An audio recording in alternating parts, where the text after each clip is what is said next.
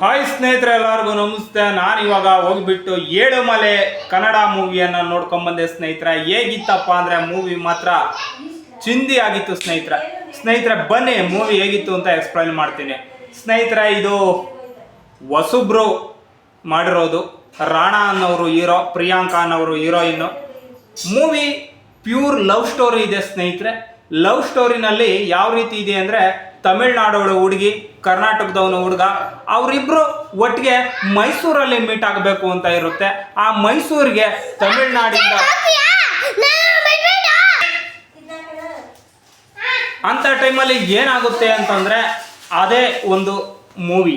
ಏನಪ್ಪ ಅಂದರೆ, ತಮಿಳ್ನಾಡಿಂದ ಆ ಹುಡುಗಿ, ಅವಳಿಗೆ ಮದುವೆ ಒದಗಿರುತ್ತೆ. ಆ ಮದುವೆ ಇನ್ನೇನು ಮದುವೆ ಆಗಬೇಕು ಅನ್ನೋ ಟೈಮ್ಗೆ ಅವಳು ಬಿಟ್ಟು ಬರ್ತಾಳೆ. ಇವನು ಕೂಡ ಮೈಸೂರಿಗೆ ಬರಲಿಕ್ಕೆ ಹೇಳ್ತಾನೆ. ಆದರೆ ಮೈಸೂರಿಗೆ ಬರಲಿಕ್ಕಾಗಲ್ಲ, ಮಹದೇಶ್ವರದ ಬೆಟ್ಟಕ್ಕೆ ಬರ್ತೀನಿ ಅಂತ ಹೇಳ್ತಾಳೆ. ಆದರೆ ಮಹದೇಶ್ವರದ ಬೆಟ್ಟಕ್ಕೆ ಇವನು ಹೋಗ್ತೀನಿ ಅಂತ ಹೇಳ್ತಾನೆ. ಆದರೆ ಅದು ಏನಾಗುತ್ತೆ ಅನ್ನೋದೇ ಒಂದು.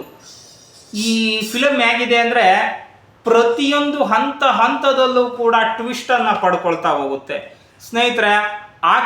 ಆಕೆಗೆ ಒಂದು ಮದುವೆಯನ್ನು ಆಯೋಜನೆ ಮಾಡಿರ್ತಾರಲ್ಲ, ಆಗ ಬಿಟ್ಟು ಬರ್ತಾಳೆ. ಬಿಟ್ಟು ಬರುವಂಥ ಸಂದರ್ಭದಲ್ಲಿ ಇವನು ಎಲ್ಲೋ ಟ್ರಿಪ್ ಹೋಗಿರ್ತಾನೆ.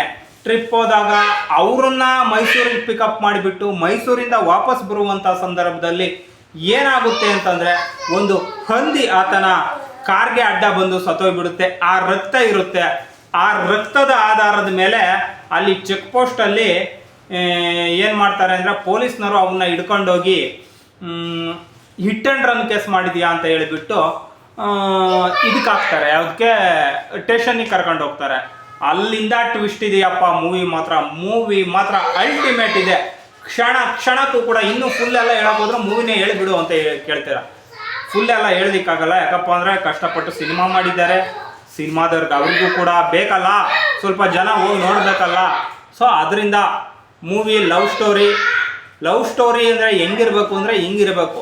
ಈಗಿನ ಕನ್ನಡ ವೀಕ್ಷಕರು ಕಲಿಬೇಕು. ಮತ್ತು ಇನ್ನೊಂದು, ಈ ಮೂವಿನಲ್ಲಿ ಬರೀ ಮೂವಿ ಅಷ್ಟೇ ಇಲ್ಲ, ಈ ಪೊಲೀಸರುಗಳ, ಎಲ್ಲರಿಗೂ ಅಂತ ಹೇಳಲ್ಲ, ಕೆಲವು ಪೊಲೀಸರುಗಳ ಕರಾಳ ಮುಖ ಹೇಗಿರುತ್ತೆ, ಅವರು ಲಾಕಪ್ ಡೆತ್ತನ್ನು ಮಾಡಿ ಯಾವ ರೀತಿಯಾಗಿ ಹಿಂಸೆಯನ್ನು ಕೊಡ್ತಾರೆ, ಅದರಿಂದ ಹೆಂಗಾಗುತ್ತೆ ಅಂತನ್ನೋದ್ರ ಬಗ್ಗೆ ತೋರಿಸಿದ್ದಾರೆ ಸ್ನೇಹಿತರೆ.